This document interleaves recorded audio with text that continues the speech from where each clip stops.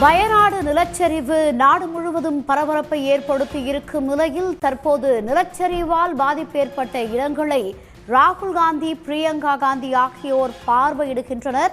வயநாட்டில் ஏற்பட்ட நிலச்சரிவில் சிக்கி ஏராளமானோர் உயிரிழந்திருக்கும் நிலையில் தற்போது ராகுல் காந்தி, பிரியங்கா காந்தி ஆகியோர் மீட்பு மற்றும் நிவாரண உதவிகள் நடைபெறும் இடத்தில் நேரடியாக பார்வையிட்டு வருகின்றனர். கூடுதல் விவரங்களுடன் இணைகிறார் செய்தியாளர் குணசேகரன். விவரங்களை பதிவு செய்யுங்க. இந்தியாவையே அதிர்ச்சிக்கு உள்ளாக்கி இருக்கின்றது இந்த பேரழிவை ஏற்படுத்தி இருக்கக்கூடிய வயநாடு பெரும் மழை மற்றும் நிலச்சரிவு ஆகிய இந்த சம்பவம்.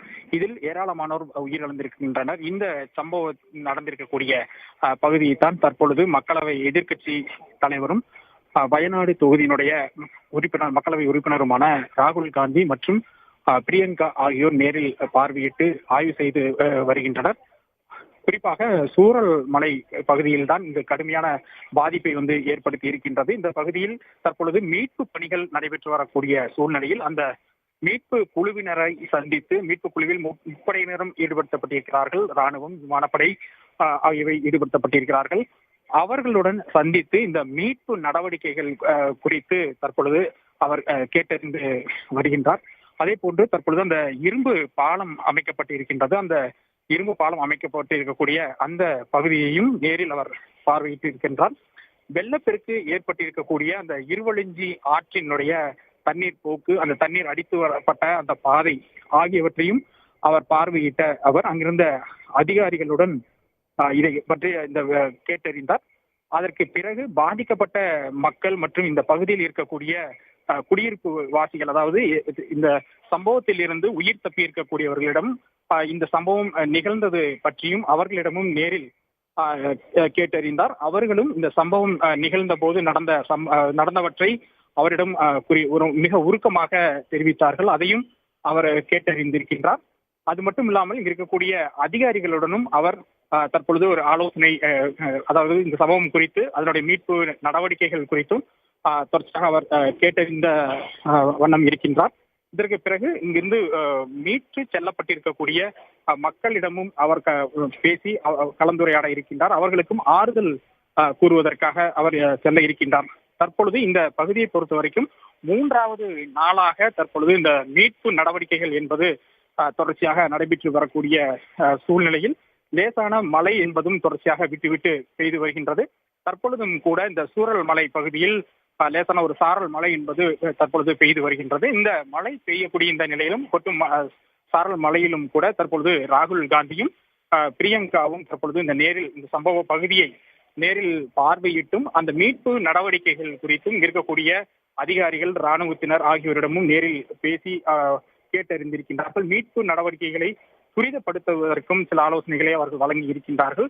தொடர்ச்சியாக இங்கிருந்து அதிகாரிகளுடன் பேசிவிட்டு தற்பொழுது இன்னும் சற்று நேரத்தில் இந்த ஆய்வை முடித்துக் கொண்டு அவர்கள் செல்ல இருக்கின்றார்கள். குணசேகரன், தற்போது வயநாடு சூரல் மலையில் வயநாட்டின் முன்னாள் எம்பி ராகுல் காந்தியும் காங்கிரஸ் பொதுச் செயலாளர் பிரியங்கா காந்தியும் அந்த இடங்களை பார்வையிட்டு வராங்க. அதிகாரிகளிடம் அவங்க என்னென்ன நடந்துட்டு இருக்குன்னு கேட்டுட்டு இருக்கிறதா சொன்னீங்க. இதை தவிர்த்து இந்த மீட்பு நடவடிக்கைகளை பற்றி கேட்டறிந்ததுக்கு பிறகு, மக்களை சந்தித்ததுக்கு பிறகு அதிகாரிகள், அமைச்சர்களை யாராவது அவங்க சந்திக்கிறதுக்கான நிகழ்ச்சி நிரல் இருக்கா குணசேகரன்?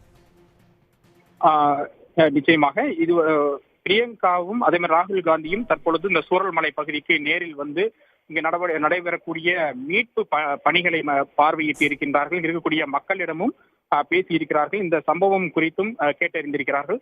பாதிக்கப்பட்ட மக்களுக்கும் தங்களுடைய அந்த அனுதாபங்களையும் ஆறுதல்களையும் தெரிவித்திருக்கின்றார்கள். அது மட்டும் இல்லாமல் உடன் வந்திருக்கக்கூடிய அதிகாரிகளிடமும் அவர்கள் இந்த சம்பவம் குறித்தும் மீட்பு நடவடிக்கைகள் குறித்தும் சில ஆலோசனைகளை நடத்தியிருக்கின்றார்கள்.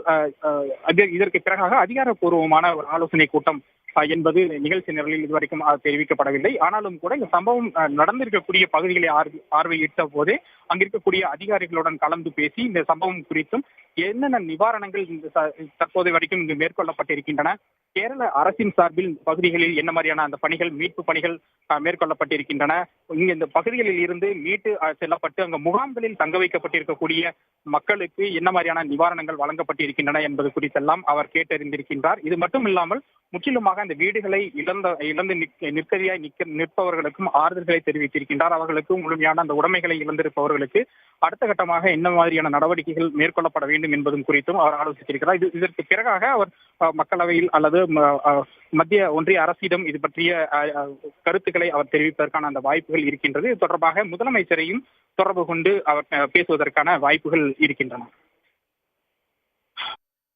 தகவல்களுக்கு நன்றி குணசேகரன். சன் நியூஸ் வாட்ஸ்அப் சேனலை ஃபாலோ செய்யுங்கள். QR கோடை ஸ்கேன் செய்து சன் நியூஸோடு இணைந்திருங்கள்.